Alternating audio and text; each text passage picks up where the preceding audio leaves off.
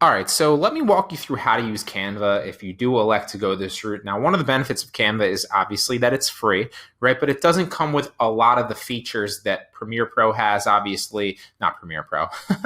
I'm looking at Premiere Pro right next to Photoshop. It doesn't come with a lot of the features that Adobe Photoshop has, obviously, as well as Lightroom, which is something that you're going to get when you grab the Photoshop bundle.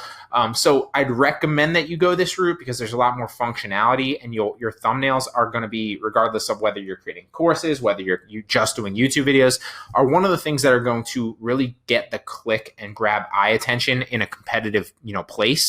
So it's really, really, really understated that you need to be good at thumbnails. Okay.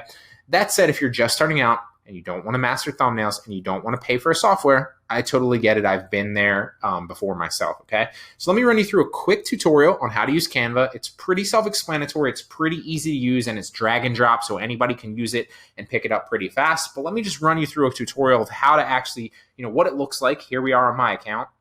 It's 100% free. You can sign up today and use it 100% free and all the features. You can create designs, use their specific, dimensions for certain things, and then also create custom designs, okay? So to create a custom design, what you're gonna do, just to kind of show you right here, is if you click Create Design, it's going to allow you to either create the design for something specific, right? So if you know specifically you're interested in creating a cover for your Facebook page, well, there you go. There's the exact pixel ratio that currently Facebook covers are. So you just click that, and then okay, that's going to take you to a Facebook cover, okay? And it's going to take you to the exact dimensions, okay?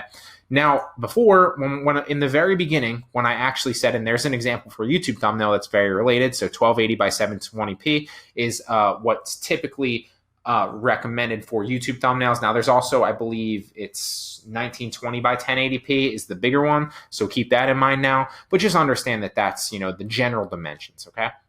Now, there is one here that says YouTube thumbnail or YouTube channel art, which is something that I recommended. There it is right there, YouTube channel art, okay? So let me just click on Instagram story as well as YouTube channel art to show you the different, nuances of how these actually look. And we'll go with Instagram post as well. So you click on Instagram post, you see, okay, it literally comes up with the shape of the Instagram post, and then I can add a picture, and you can see I still use this from time to time to, reshape some of my own thumbnails. You can add a picture in here and then kind of drag it out to fit that actual thumbnail, right? Or that actual thing. Now you'll see that I crafted this thumbnail right here for YouTube, and it doesn't actually fit this template right here. So when you're creating and crafting something yourself, you can either resize or you can create in actual Canva like I'm going to show you, okay? But then when you download it, it's going to be those exact dimensions. So let me download, and then I'll show you. And one of the things that's also going to help you is when you're downloading your files to grab them, you can save your metadata, which is going to help you rank a little bit better on YouTube or whatever platform you're using this thumbnail on, okay? So just going to add a little boost to your video because you'll see obviously it says untitled. So if I click this, you're going to see it pop up with literally the same dimensions for an Instagram post. So there you go, Instagram post, okay? Now let's X out of this one. Here we are with the example of the YouTube channel art. So for those of you in the very beginning when I went through the setting up your YouTube channel walkthrough, if you need to know how to set up your own YouTube channel art, this is how you do it, right? You go to the YouTube channel art template on Canva for free. You can obviously use one of their templates right here and then just literally, if you wanted to use this one, you'd get the background. You can change the wording here. You just click in it and type whatever you want. Example of my channel, whatever you want to do, right? Drag it a little bit out, drag it a little bit in. Everything's drag and drop here. It's super easy to use. You can also center, you can bold it, you can change the size, you can change the font. There's a number of different things. And also with a background too, you can add effects. So keep that in mind too. You can add effects to it. There's a lot that you can do for a free software. Don't get me wrong. Now, if you didn't have this and you just had a background, so let's go to I don't know, a red background, right? Now, it's a horrible example. It looks terrible, but just roll with me here. I just want to show you different features. So it's really easy to use. It's just drag and drop. You can kind of, obviously upload your own pictures into Canva right here by uploading an image from something you downloaded. And again, what I usually recommend is going to a stock site like Pexels or Pixabay, or there's a number of them out there. You can also just go to Google and search for an image specifically and download an image there. Although just understand that it might come with potential copyright issues eventually. So I don't recommend doing that, although I do still do it myself from time to time. If you want a background of an image, just kind of upload in there and put as your background, and then you can build text around it and create a thumbnail that way. Also a great way to do it. You can also overlay logos like you'll see I did here with the YouTube logo, the Amazon logo. This is all built in Photoshop, and then I just, resize them here for my Instagram thumbnails. So that's just a way that you can kind of use the free software on Canva. There's, play around with it, spend maybe 15, 20 minutes. It's not hard to master at all. There's obviously elements here, different shapes that you can add, different, things like that.